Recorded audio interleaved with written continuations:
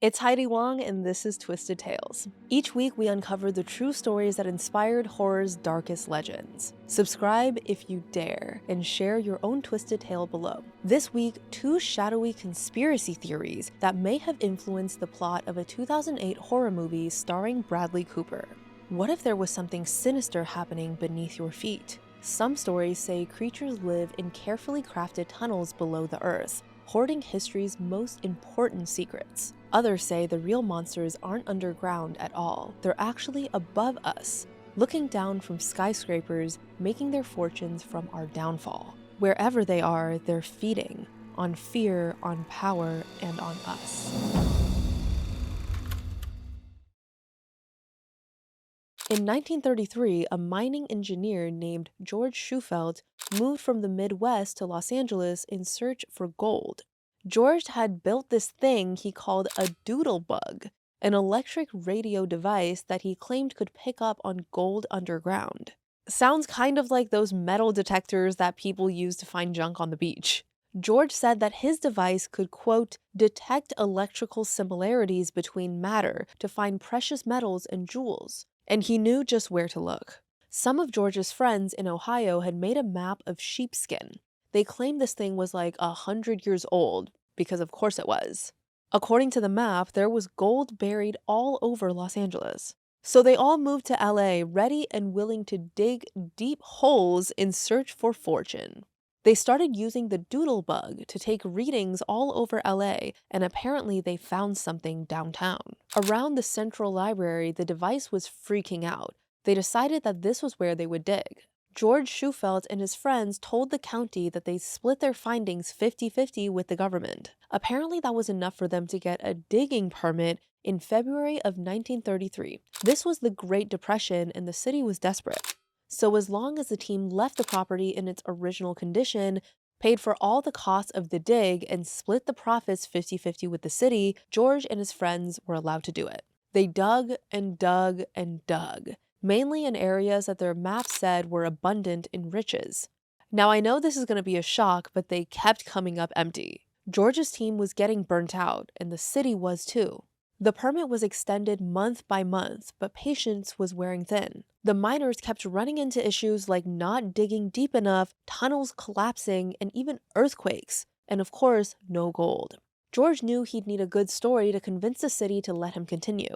So in November, after about 8 months of digging, he approached them again, claiming to have evidence of something below the surface even better than gold. An underground labyrinth. George claimed these tunnels were packed with stuff: stones, metals, tablets, jewels, and precious metals.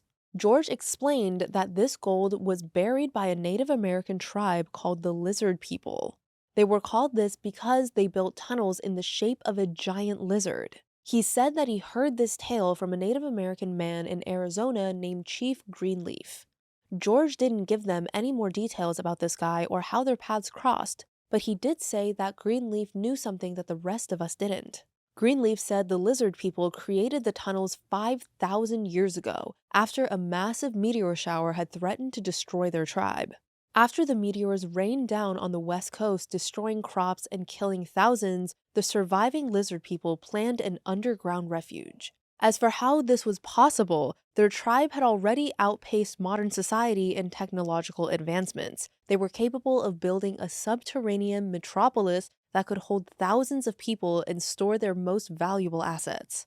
Kind of like the lost city of Atlantis. This makeshift city stretched below modern-day Los Angeles for miles. The tail of the lizard tunnels was near the downtown library. The head was 2 miles north, underneath what's now Dodger Stadium in Echo Park. Offshoots of the main lizard structure spanned 20 miles west, under the Santa Monica Bay, where George Shoufeld theorized they were used to ventilate the underground city. But according to Greenleaf, it didn't really work. When another meteor shower hit shortly after the tunnels were built, the Lizard People survived the impact. Sadly, they were eventually killed by gas leaks inside the bunker that couldn't be vented out, which meant, of course, that these tunnels were abandoned along with the wealth they contained. But there were also secrets buried below. That's right. According to George, Chief Greenleaf had said that inside the tunnel's so-called key room were gold tablets which contained sacred writings on the origin of humanity that modern humans didn't yet know. These tablets were supposedly huge, 4 feet long and 14 inches wide, and throughout the labyrinth there was gold and treasure. George would need to dig 1,000 feet underground to reach these alleged tunnels. Yes, it sounds wild, but it wasn't wild enough for the city to say no, so they let George do it. For what it's worth, even today, Los Angeles does have a lot of underground tunnels. There are utility passages, abandoned mines, and old infrastructure. Some of these mines were even used for smuggling alcohol during Prohibition.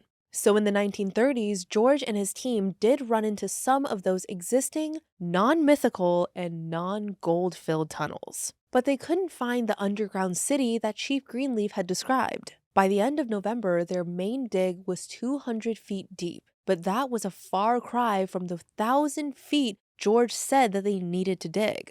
By January of 1934, when the shafts were 250 feet deep, the press was picking up on the story, running features about this guy and his underground city of gold.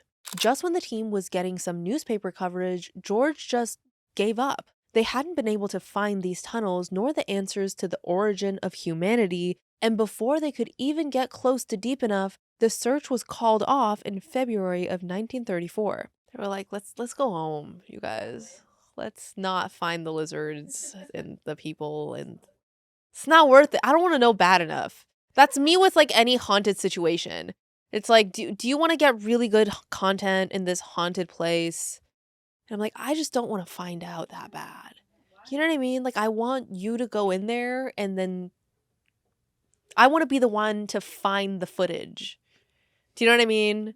Not the one to discover why nobody comes out of there. By March, the shafts had been filled in and the contract was canceled. George said that they hadn't found the lizard people's city because they couldn't get deep enough. He said that around 250 feet they ran into some water seepage and it wasn't safe to continue. Of course, people were skeptical. Some said that he made it all up just to have a justification for the dig. But George maintained everything he said up until his death in 1957. He believed the gold was there, it was just too far down. Nobody else has tried to find the lizard people's city since George and his team stopped nearly a century ago. It would probably be impossible to try now anyway. LA is a city of commuters. Can you imagine shutting down the freeways for months to burrow for an alleged treasure that may or may not exist? But if we take George at his word, then these lizard tunnels are still down there, full of wealth and secrets that we may never discover. In 1933, when George was searching for buried treasure under LA, a devious plan was developing on the East Coast, a plot to take over the country. So let's get into it, starting with the summer of 1933 with a man named Smedley Darlington Butler. And yes, that is his real name. All joking aside, Smedley was a real American hero. He was one of the most decorated Marines in U.S. history, a 2-time Medal of Honor winner who retired from the Marine Corps in 1931 with the rank of Major General. Smedley's post-military life was totally normal for the first couple of years. After he retired, he spent most of his time on public speaking, frequently donating his lecture fees to support unemployment relief efforts from the Great Depression. Until in July of 1933, he was approached by a smooth-talking bond salesman named Gerald McGuire. McGuire told Smedley that he represented a group of powerful businessmen and that they were terrified.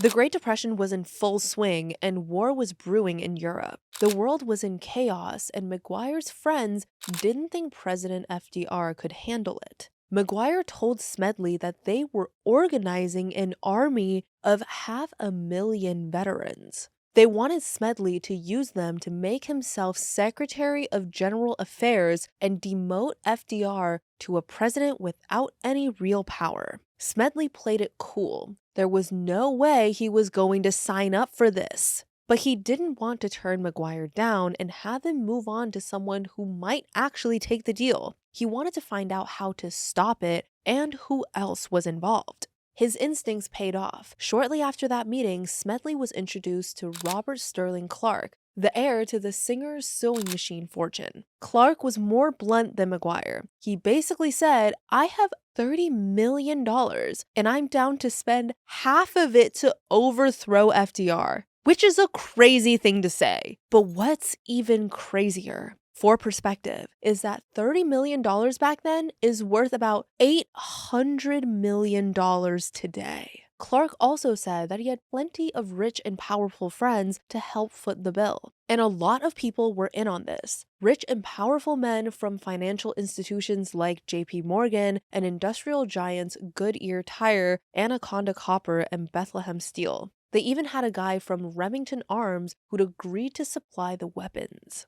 In exchange for power and riches beyond his wildest dreams, Smedley was asked to raise an army, take over the country, and run the country as a dictator on behalf of a secret organization of powerful businessmen. Smedley just sat there, smiling and nodding, agreeing to what they were saying without really intending to do it, because it was probably really terrifying to hear. After talking with Gerald McGuire and Robert Clark, he went straight to Paul French, a journalist for the Philadelphia Record newspaper. This kind of scoop was a journalist's dream, and French investigated. He went to McGuire's office on Wall Street pretending to be interested in joining the plot. It was clear to Smedley and the journalist that this wasn't just some half-baked idea. It was a well-established network of bankers, industrialists, businessmen, and former military men with real money, real influence, and a lot of confidence. Smedley could pretty easily have kept quiet about all of this. He was retired, beloved, and living a comfortable life, but he had a moral compass, and he knew he had to expose this scheme. So on November 20th, 1934, Smedley sat himself in front of Congress to testify under oath about this crazy plot. It was a pretty wild claim that a shadowy group of rich guys wanted him to lead a massive army to overthrow the US government. Not surprisingly, he wasn't really taken seriously. The press and the public mocked him. The New York Times called his story a gigantic hoax and suggested it made the United States look stupid and gullible. That there was no way Congress was going to find anything to support his story. Butler became a joke. The whole thing was just too ridiculous. Even so, Congress agreed to investigate. After all, Smedley had given them names, letters, notes, and witnesses all on a silver platter. Guess what they found? Smedley was right. But even after they investigated, nobody was arrested and thrown in prison. The committee disbanded, the report was quietly filed away, and headlines vanished. In March of 1935, just 1 month after Congress issued its report, Gerald McGuire suddenly died of natural causes. And after that, life just went back to normal. Smedley's story was true, but nothing came of it. But this idea of something big lurking in the shadows never really left the American consciousness. Because if a group of wealthy men could really plot a takeover, what else could happen in the shadows? Both of the stories I shared with you today are about power beneath the surface. Next, we'll get into the plot of Midnight Meat Train. With what I just told you, is this supernatural horror movie not as crazy as it might seem? Midnight Meat Train follows Leon Kaufman, a New York City street photographer trying to get his big break. Leon's girlfriend put him in touch with a woman named Susan, the owner of a fancy gallery in the city, to show her some of his photos. He was really trying to get showcased in an upcoming art show for wider visibility. He needed to take more risks, like capturing more of New York's real sinister parts. And so Leon set out to find that dark edge. He decides that the New York City subway is the perfect place to start. Trigger warning here for mentions of physical assault. On his very first night of doing this, he comes upon a woman being assaulted at knife point. So he grabs some photos before stepping in to stop it. Obviously, this is not cool. He should have been trying to help her instead of using her trauma for his own content, but whatever. Instead, Leon is energized because this is the kind of photography Susan is looking for. He does want to help though. The next morning, he sees in the paper that the woman he photographed was reported missing. When he goes to the police with his pictures, the cops brush him off. But of all the people to actually listen to him, the one who did was the gallery owner, Susan. In fact, she loves the photos and says that they have the exact kind of edge that she wants for her gallery show.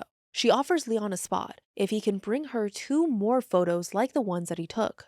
So he takes to the streets again and follows a creepy-looking guy coming out of the subway station. As Leon snaps photos of him, he notices that the man is wearing this very distinctive ring. And that same ring was in his photos the other night, on a hand holding the subway door open for that missing woman. So Leon starts following this man around all day, to and from work, hiding behind walls with his camera. And this thing starts to border on obsession. He's basically stalking the guy and discovers that his name is Mahogany, and he works as a butcher at a meat packing plant. Then Leon discovers some old newspaper articles about a butcher who murdered a bunch of people, so he goes into full-on conspiracy theory mode. You probably know where this is going. One night, Leon follows Mahogany onto the midnight train and sees the horrifying truth. Mahogany has slaughtered dozens of passengers and hung their bodies on meat hooks. And now you get the terribly amazing and catchy movie title, The Midnight Meat Train. As Leon is piecing it all together, Mahogany creeps up from behind him and attacks. Leon blacks out, and when he comes to, he's in a slaughterhouse with symbols carved into his chest. Meanwhile, Leon's girlfriend is worried after not hearing from him for days, so she decides to break into Mahogany's apartment. Classic horror movie logic. She finds decades of subway schedules, jars of organs, newspaper clippings, and evidence of ritual murders spanning over a century. Realizing Leon is in danger, she boards the midnight train to rescue him. In the final bloody showdown, Leon kills Mahogany, but it's not a victory. The train screeches to a halt at a secret underground station, where these horrifying monstrous creatures are feasting on the corpses of Mahogany's victims. The conductor tells Leon that this is an ancient ritual, a sacrifice to keep the city safe, and now Leon must take Mahogany's place. So he wears his suit, sits in his seat, and becomes the new butcher of the midnight meat train. Guys, what if this was in the same universe as Cabin in the Woods, and this is just another experiment? Movie theory time! Comment below if you believe this theory or if you think I'm crazy, because last time I told you guys that the creature from Smile might be similar or related to, like, cousins, you know what I mean, to the creatures in Bird Box. And a lot of you guys said that I had a point, and a lot of you guys called me crazy. So I just want to know, where do we stand with this theory? Comment below, let me know. Now look, we all know that the subway can be an unnerving place, especially at night. But Midnight Meat Train is actually adapted from a 1984 short story with the same name by writer Clive Barker. It's about a homicidal butcher lurking on the subway and hanging people's corpses by meat hooks, and it's also based on a well-known urban legend. In the original story, Mahogany isn't so much a person as it is an entity, kind of like a job title. Mahogany is the one tasked with murdering subway passengers to feed those horrible underground creatures, so they never come to the surface to wreak havoc on humanity. These monsters are called the City Fathers. They're beings that control the country from the shadows, feasting on innocent victims. They can only survive by preying on human flesh, but are too weak to get it themselves, and they convince other people to do it for them. Going back to our first 2 stories, Gerald McGuire and his friends weren't feeding horrific monsters living in subway tunnels, and the lizard people were just looking for a safe place to live, not to control the world. But you can see how these ideas have something in common with the movie The Midnight Meat Train. Whether they're in an underground tunnel or a penthouse of a skyscraper, there are powerful things out there hiding just out of sight. And if you're not careful, they'll consume you without a second thought.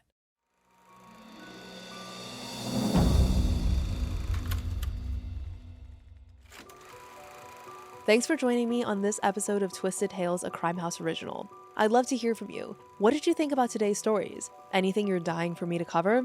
Leave a comment or review wherever you're tuning in. And be sure to follow Twisted Tales so we can keep building this community together. I'll be back next week with another unbelievable true story. Until then, stay curious. And remember, there's no reason to fear the dark unless you try to hide from it. If you're brave enough, subscribe now. Just search for @CrimeHouse Studios on YouTube. And remember, reality is the real horror.